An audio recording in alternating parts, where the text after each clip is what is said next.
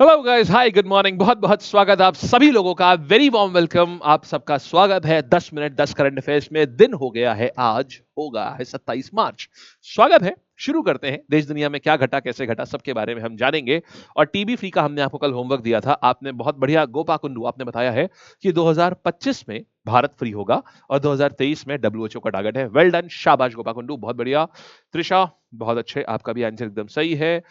हनी भाई, बढ़िया, चलो, very good very good very good very good very good. आओ फिर देखते हैं, ये है हमारे टॉपर्स, विक्रम, आशीष, राहुल, अभिषेक एंड सृष्टि शर्मा।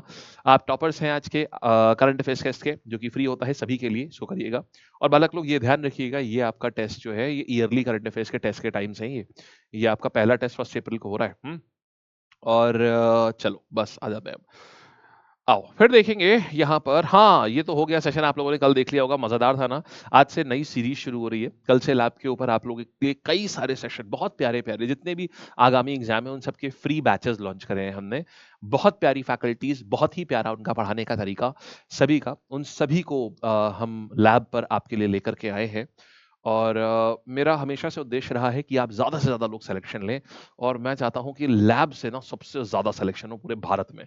तो इसीलिए एक ये है, आज से सेशन शुरू हो जाएंगे 9 बजे। आज मेरी ही पहली क्लास है, आज से सीजीएल स्पेसिफिक और सीजीएल और सिलेक्शन पोस्ट स्पेसिफिक क्लास शुरू हो जाएंगी सुबह 9 बजे से। ये थ्योरी प्लस एमसीक्यू फॉर्मेट में रहेंगी, ठीक है। तो आज अगर अभी तक भी आप 9 बजे की क्लास लाइव नहीं करते थे ना, आज से जरूर करना, क्योंकि आज से ब्रह्मास्त्र बैच शुरू है यूट्यूब पर, जो कि सीजीएल और सिलेक्शन पोस्ट स्पेसिफिक है, ठीक है। आओ देखिए, ट्रम्प साहब ने वोटिंग रूल्स को बदल दिया है। उन्होंने वोटिंग रूल्स बदले हैं, जिससे कि आप अगर वोटिंग रूल समझेंगे ना, आप कहेंगे बाप रे ऐसा था। समझिएगा, अभी तक क्या होता था यहाँ पर, बस आप एक आईडी कार्ड लेके चले जाइए, आपका आईडी कार्ड होना चाहिए। अब वो, उसमें कोई जरूरी नहीं कि आप यूएस के नागरिक हो तभी वोट कर पाए, समझ रहे हैं। मतलब नागरिकता प्रमाण पत्र की कोई आवश्यकता नहीं है। अगर मैं भी यूएस में रह रहा हूं और बेहतरीन, मैं कुछ समय से वहां रह रहा हूं, मेरे पास एक यूएस का इशूड आईडी कार्ड है, तो बस भाई काफी है वो। मैं वोटिंग कर लूंगा वहां पर, कितनी गड़बड़ बात है। माने जितने भी लोग हैं सब वोटिंग कर सकते हैं वहां पर। तो अब यहाँ पर नए नियम के बाद में पासपोर्ट या फिर जन्म प्रमाण पत्र अनिवार्य होगा, और जो यूएस के सिटीजन होंगे सिर्फ वही यहाँ पर अपना वोटिंग कर सकते हैं। दूसरा क्या होता था, जैसे 18 राज्यों में डाक के माध्यम से भी आप अपने वोट भेज सकते हो। सब अब डाक के माध्यम से जब भेजते थे, तो काउंटिंग डे के बाद तक पता चला वोट आ रहे हैं, और उनको भी फिर उसमें ऐड किया जा रहा है, फिर थोड़ा काउंटिंग इधर उधर हो रही है। अब बंद, जितने वोट उस दिन तक आएंगे सिर्फ उनको काउंट किया जाएगा, बस, और किसी को नहीं। फिर क्यूआर कोड से भी स्कैन करके वोटिंग होती थी, उन सबको भी खत्म कर दिया जाएगा। दूसरा क्या है, जो चंदा एनजीओ के थ्रू आता था, सब बंद। ट्रांसपेरेंसी होगी चंदे में, कि कौन सा चंदा कहां से आया है, ताकि फॉरेन फंडिंग बंद हो जाए। एक ये चीज भारत में भी हो जाए ना, तो मजा आए कि भाई अकाउंटेबिलिटी जो है ना हमारे वहां पर, लेजिस्लेचर की और एग्जीक्यूटिव की अकाउंटेबिलिटी इतनी स्ट्रांग नहीं है, वो गलत है। और दूसरा जुडिशरी की, ये अकाउंटेबिलिटी स्ट्रांग होना बहुत जरूरी है हमारे वहां। अकाउंटेबिलिटी किसकी है? नॉर्मल आम आदमी की सारी अकाउंटेबिलिटी है भारत में, सारी। वो हर चीज के लिए अकाउंटेबल है, और सारी सजा भी है उसी के लिए। आम आदमी, मध्यम वर्गीय आदमी और सैलरीड, सरकारी सैलरीड आदमी, इसके ऊपर सारी अकाउंटेबिलिटी होती है। आइए फिर देखते हैं, national task force student mental health के लिए बनाई जा रही है। बहुत प्यारी बात है, ये सुप्रीम कोर्ट ने गठित करी है ये जो national mental health task force है। इसको हेड भी करेंगे एक चीफ सुप्रीम कोर्ट के ही फॉर्मर सुप्रीम कोर्ट जज हैं। इनका नाम है जस्टिस एस रविंद्र भट्ट। ये जो रविंद्र भट्ट साहब हैं, ये national task force on mental health, इसको ये हेड करेंगे। और इसलिए करा जा रहा है क्योंकि आप सोचिए, 13,000 बच्चों ने हाल ही के कुछ सालों में सुसाइड करा है। ऐसा क्या उनके ऊपर एंजाइटी होती जा रही है, डिप्रेशन होता जा रहा है, कि उनकी मेंटल हेल्थ इतनी खराब होती जा रही है कि उन्हें ऐसा स्टेप उठाना पड़ रहा है। या ऐसा क्या एकेडमिक स्ट्रेस हो गया? अरे एक परीक्षा ही तो है, नहीं निकली तो ऐसा क्या हो गया यार? सोच के देखो, जितने सक्सेसफुल लोग हैं, क्या सब परीक्षा निकाल के जा रहे हैं? क्या सभी ने परीक्षा ही निकाली हुई इसीलिए उनका जीवन अच्छा चल रहा है? नहीं तो उनका जीवन बेकार है। हमें ये चीज बार बार बोल बोल के हमारे दिमाग में डाल दी गई है, भाई परीक्षा निकालोगे तो मजा, नहीं तो सब सजा। ऐसा नहीं है यार, जीवन में जो करो बहुत अच्छा करो, तो किसी भी चीज में आप सफल हो सकते हैं।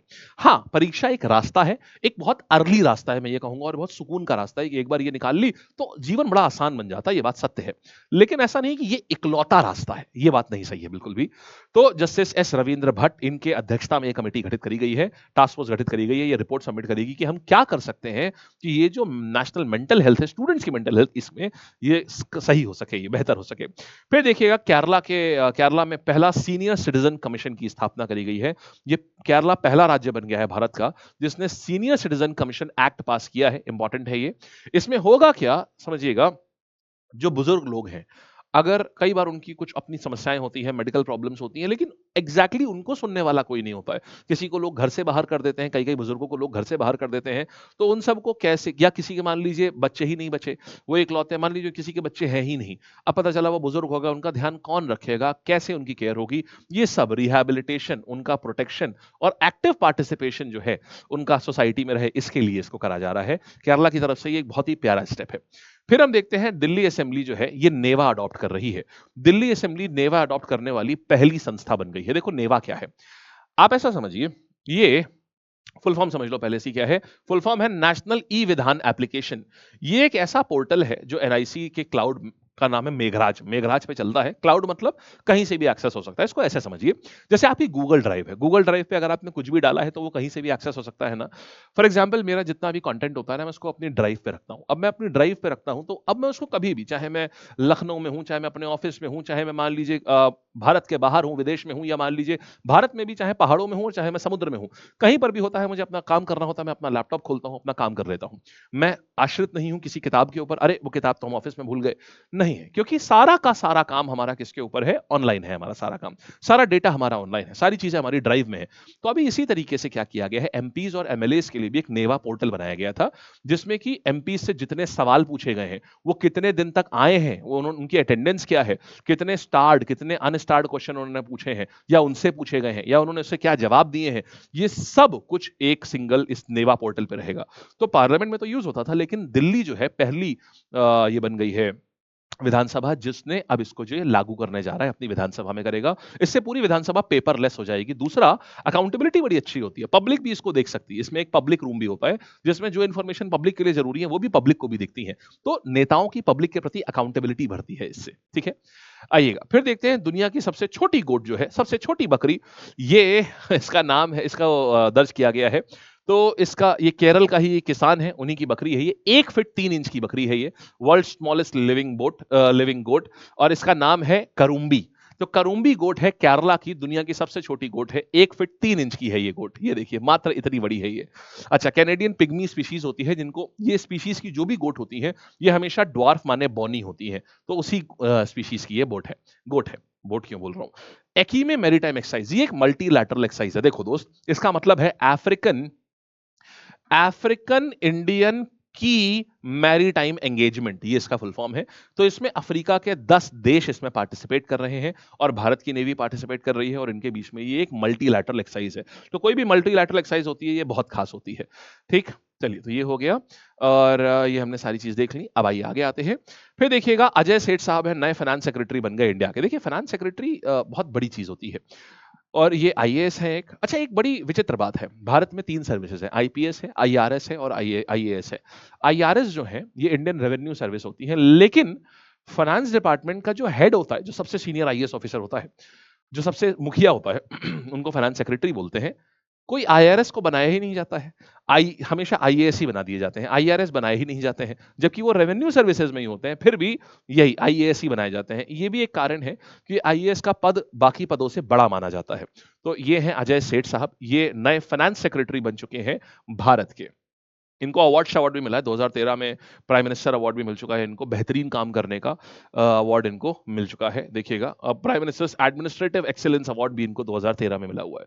तो ये तुहिन कांत पांडे, जो अभी कुछ ही दिन पहले बने थे, कुछ ही महीनों पहले बने थे, इनको रिप्लेस करेंगे, और अजय सेठ अब बन जाएंगे नए सेक्रेटरी, फाइनेंस सेक्रेटरी। हालांकि ये जो की पोजीशंस होती हैं, इनके ऊपर ऐसा होना चाहिए कि अगर कोई व्यक्ति आया तो मिनिमम 3 साल काम करे, वरना पता चला अभी उस व्यक्ति ने थोड़ा अपने हिसाब से सेटअप किया, अब साहब फिर बदल दिए गए, रिटायरमेंट हो जाता है उन लोगों का।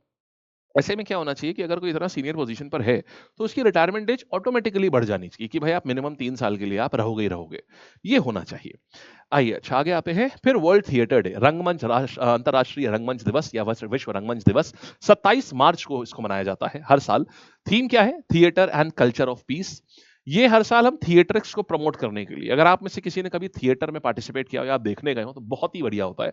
एक बार हमने प्रोफेशनल थिएटर देखा है, बहुत ही अच्छा होता है। आप सच मानिए आप अगर प्ले इंटरेस्टिंग है ना तो आपको मूवी की जरूरत नहीं पड़ेगी, इतना बेहतरीन होता है। लेकिन बहुत कम लोग आज थिएटर जानते हैं। आज देखिए इतने लोग सेशन देख रहे हैं, आप में से शायद ही कोई थिएटर गया होगा, बहुत ही कम, मुश्किल से 10% लोग होंगे जो थिएटर गए होंगे।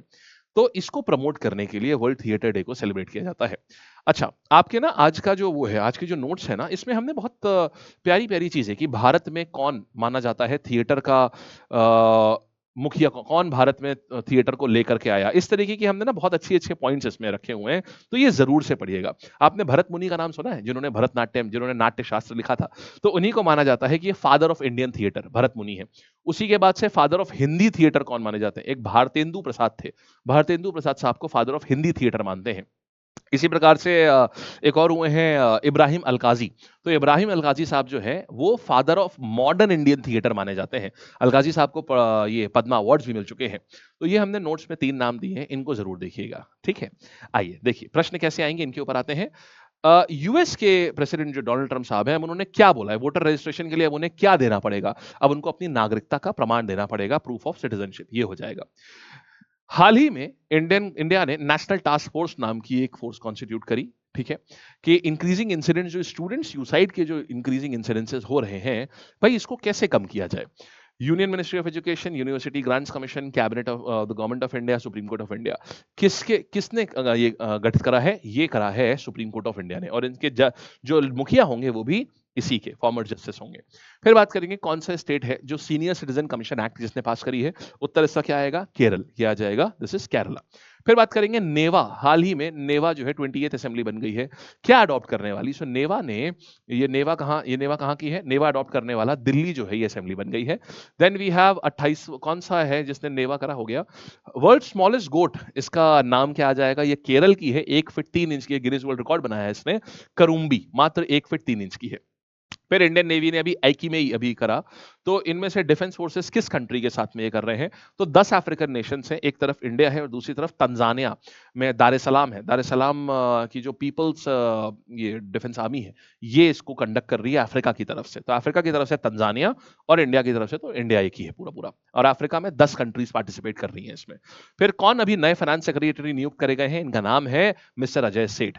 दैट्स इट गाइस, ये है आपकी पूरी कहानी। और इसके बाद आता है ये आपका वर्ल्ड थिएटर डे कब होता है? 27 मार्च। और फिर क्या आता है कि अभी हाल ही में फेमस थिएटर डायरेक्टर हैं जिनको father of modern theatre in India बोलते हैं, ये भी हमने आपको बताया था अभी। इनका नाम क्या है? इनको पद्म विभूषण अवार्ड मिला है 2010 में, इब्राहिम अलकाजी साहब, ये आ जाएंगे, ठीक है?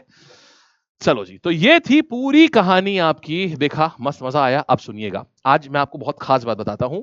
सभी जन जो हैं, ये देखिएगा, आज से सीजीएल एंड स्पेशल, ये आपका फेज के जो वो है, इनकी शुरुआत है आज से इसकी शुरुआत है और सेशन है, ये देखिए, ये हैं सारे एनटीपीसी, जो स्टूडेंट्स एनटीपीसी स्पेसिफिकली आपका एनटीपीसी लगा हुआ है ना, उसमें हम खुद आपको कराएंगे पूरा। तो एनटीपीसी के सेशंस हैं, 2 बजे से आपको हम पढ़ाएंगे एनटीपीसी के लिए, बहुत प्यारी चीजें हम आपको पढ़ाएंगे।